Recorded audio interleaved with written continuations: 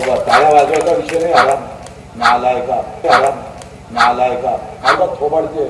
काय दाखवलं जातं? जातीपाती धर्माचे भांडण धाडव सांगणार, पण शेतकऱ्याची लूट होत ते एकही गाव ब्रेकिंग होत नाही. आम्ही समजून घेतलं पाहिजे.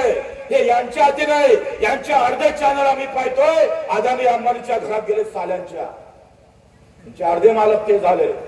तुमच्या हाती राहिलं काय रे? तुमच्या हाती काय फक्त बोंबलणं राहिलेलं आहे. 11% आयात कर, सगळा अमेरिकेतला कापूस गाठी आमच्या हिंदुस्थानातून पडणार. एक बातमी नाही, एक बातमी नाही. 6.5 लाख शेतकरी मरण पावला. 6.5 लाख एवढा दंगलीतही मेला नाही आणि त्या सीमेवर पण मेला नाही. भारताच्या युद्धामध्ये जेवढे स्वातंत्र्याच्या युद्धामध्ये मेले नसतात त्याच्यापेक्षा स्वातंत्र्य झाल्यानंतर मेले. पाय घासू घासू मेले, पण परवा नाही कोणाला. तो सचिन जाधव, आम्ही तो परभणीचा, त्याच्या घरी जेव्हा आम्ही गेलोय ते सोयाबीन 3400 रुपयात विकावं लागली. 3400 रुपये. 5000 रुपये आम्ही पाहतोय. आमच्या सोयाबीनचे भाव जाहीर झाले होते.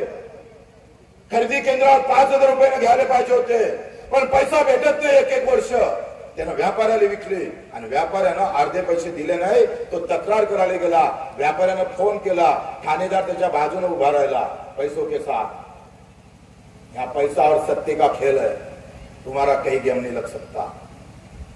येता येता चीड मनात आली, संताप होता. पॉयझनची बॉटल घेतली. सचिन जाधव आत्महत्या करून रस्त्यात गेला. त्याची बायको 7 महिन्याची गर्भवती होती. 7 महिन्याची. टाळ्या वाजवायचा विषय नाही. आराम नालायका, मला थोबाडते. 7 महिन्याची गर्भवती होती. 7 महिन्याच्या गर्भवतीनं आमच्या बहिणीनं आत्महत्या केली. पोटात 7 महिन्याचं बाळ होतं. मी गावात भेटायला गेलो.